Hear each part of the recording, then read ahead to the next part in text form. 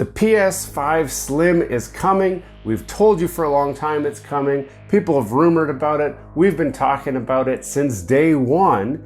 And today I'm going to outline exactly why I know it's coming and give you some ideas of what it might look like.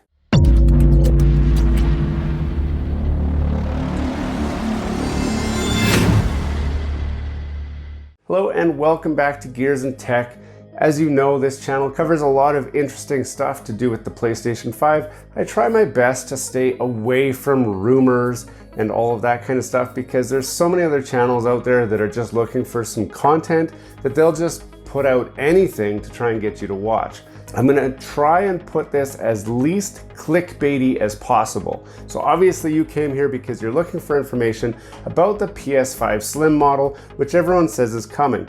I want to show you how I think they're going to get there. I've got some pictures that I'm going to go through, and I'm going to tell you what it might look like. Because it seems like everyone's got pieces of it though, and nobody's really putting it all together. And that's what we're going to try and do today. So a lot of this information is going to come from Austin Evans' teardown of the most recent version of the PlayStation 5 console. So those of you that are unfamiliar, there are currently 3 versions of the console. So the launch model, which is this one right here, this is the 1000 series.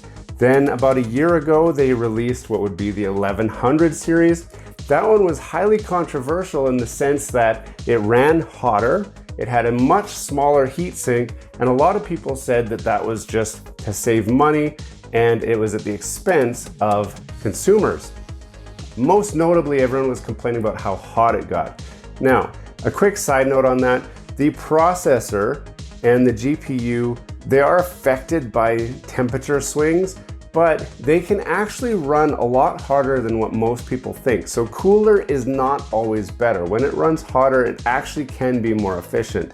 So Sony was taking steps to try and stay on the cool side of things with this version here. And when they switched to the 1100 version, they simply knew that they had a lot more headroom where they could save some costs and still operate within the acceptable range.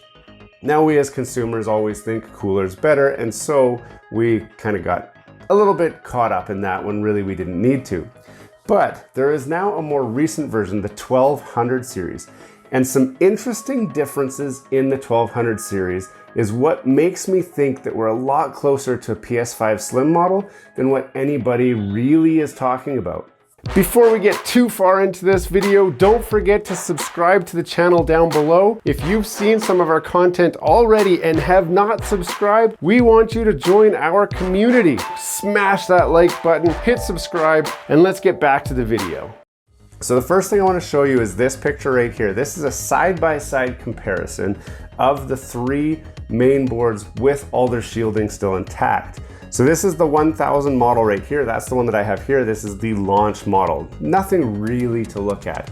But when we compare it to the 1100 model, you'll notice, again, there's not a lot of change. Here's where the big difference is seen, at least with the heatsink. So you've got the 1000 model, we've switched it to the other side. So this is the launch model. You can see how gigantic the heatsink is. Here's the 1100, and you can see it's like half the size, and people were freaking out at how small it was. And then we go to the 1200, and it's actually very similar still to the 1100, but it runs significantly cooler. But the biggest difference between the older 2 models and the most recent model is right here. The PCB is significantly smaller. So these are kind of lined up across the top. You can see the PCB on these guys extends down, and then you've got the expansion slot still extending down. Same with the 1000 model over here. But the 1200 model, this is cut off, and the PCB for the expansion slot is also cut off. What that means is, if we look at the actual real estate, the main component that makes the PlayStation a PlayStation has gotten about 1/3 smaller. It has shrunk. It is about 30% smaller than these other guys, which is great news when you're working towards a PlayStation Slim. And then here we can see a little bit more of a close-up of that. So you can see they've used just metal shielding to allow you the slot to actually screw your SSD expansion into, and then you can see the heat pipes. Now the heat pipes can be anything. They can do any shape or design they want. So when we go back to here, just because they extend down right now doesn't mean they have to extend down. They do because they have the space in this gigantic case. But when we're looking to make it smaller, we can easily reorientate that to be any orientation we like and to move it around to fit into a smaller package, which is why I think the Slim is a lot closer than we think. The other thing, there is a recent development talking about a detachable Blu-ray drive. Now, I want to talk about that. I'm going to slide this over. The Blu-ray drive in the PlayStation 5 from the beginning has always been detachable. This is the Blu-ray drive. So the 4 screws here that are holding it in, they come out and there's just one ribbon cable that connects this to the main board. The only difference between a PlayStation 5 Slim and a PlayStation 5 Disc Edition is this chunk right here. Once you take these screws out and pull this off, I could actually put a PS5 Slim faceplate on here and I would have a PS5 Slim. As we watch the teardown video of the PlayStation 5 released from Sony, you can see there's the drive right there. This is that disk drive right there. There's one little ribbon cable that connects that Blu-ray drive to the PCB of the PlayStation. Now, on the Slim version, it does not have, here you can actually see the ribbon cable right there. This is the ribbon cable, this little guy right here, and a power supply. The only thing on the Slim model is it does not actually have the connector to connect the Blu-ray drive. The traces are there, and if somebody could get their hands on the connector, they could solder it on and they could flash it, presumably, to actually turn it into a regular PlayStation 5. Now here's the thing with the detachable disk drive. As we already discussed, where I can pull this drive off and then put a different faceplate on that makes it slimmer, that's the same thing with the new PS5 Slim. So you can get a Slim digital edition or you can get a Slim disc edition. This is an exclusive look from this channel. Nobody else is talking about this that I have seen. So all they're gonna do is sell every PlayStation will start life as a PlayStation 5 Slim. The removable drive will be USB.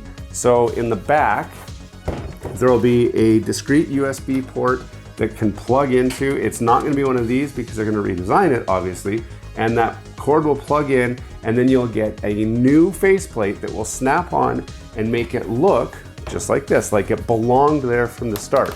But this will give everyone the ability to start with a digital edition and switch to a disc edition if they want, or they could take a disc edition that they bought as a bundle and then switch it to a disc edition and sell the components that made it a disc edition to somebody else if they don't need it anymore. This is a huge cost-saving initiative because with all of them shipping as the Slim, there's only one SKU to carry. And then all they gotta do is carry another box with the disc drives.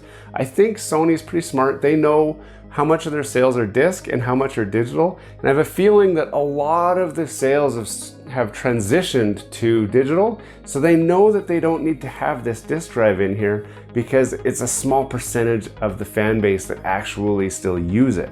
Now, if we look back on one more component here, actually the video is paused right at that component. You'll notice right here, the PlayStation 5 has the built-in power supply. So this takes, in my case, 110 volts from my wall outlet, and it converts it into the system voltage that it needs to run the PlayStation 5. One of the tricks that they do a lot of the times to make a Slim edition is to remove all of the components that make that power supply and put it into a power supply more like a laptop. So more like this here, this is my laptop power supply. So this would plug into the wall, and then I've got one little cord that comes out and plugs into, well, in my case, my laptop. But they would do something like this, which plugs into the PlayStation, and that will allow them to remove a very big component that takes up space inside of here, but also it gets a lot of heat out of it. Those power supplies are getting hotter and hotter and hotter. And right now they've got this giant fan trying to pull all of this heat out of here. A lot of that heat's generated from the power supply. If we can move that off to somewhere else behind your TV or whatever, then the cooling requirements shrink dramatically. That means that we can shrink this space even more, and we don't need to have as much cooling, we don't need to have as many heat pipes, we don't need to have as big of a fan. So all of the groundwork has already been laid to release a PlayStation 5 Slim. And that's why I say it's closer than you think. See, with this latest revision, it means that they're already there. All they gotta do is pull off that power supply and then chop the PCB off there, and all of a sudden it's half the size. The biggest challenge is gonna be for cooling. The PlayStation 5 is as big as it is because they're trying to fit a massive fan in there to keep it as cool as possible. It works well because it's so quiet and still keeps the system cool. So that'll be the challenge that they're gonna overcome. Now you're probably wondering, when can I get my hands on this PlayStation 5 Slim? I'm gonna predict that it's gonna come out next year.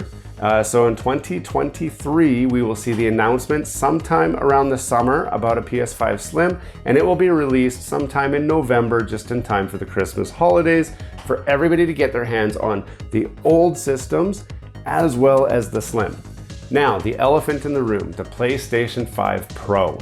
When is that coming and what is it gonna do?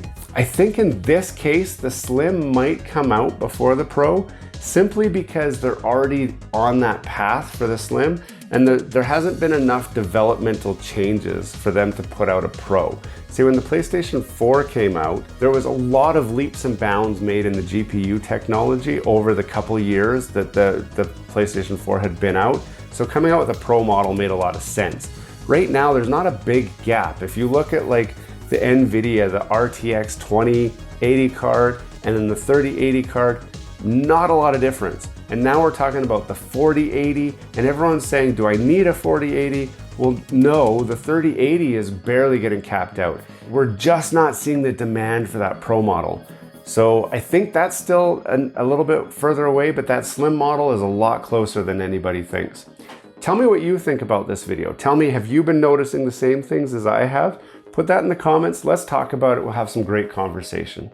Hey, thanks for watching all the way to the end of this video. We hope you enjoy the content in this video, and we'd love to have you come back. Consider subscribing to the channel if you haven't already. And for those subscribers who are looking for that extra special thing that you can do to support this channel, consider joining our members group. That's where we're building this community, the Gears and Tech community, where we can all enjoy content together. You'll get special perks, which we'd love for you to check out by clicking the link down below. For those of you who are just happy to watch the video, that's okay too. You can check out some of our other content right over here, where we've got some previous videos that have already been uploaded and enjoyed by many of our viewers already. We do hope to see you again. This has been Gears and Tech. Have a great day.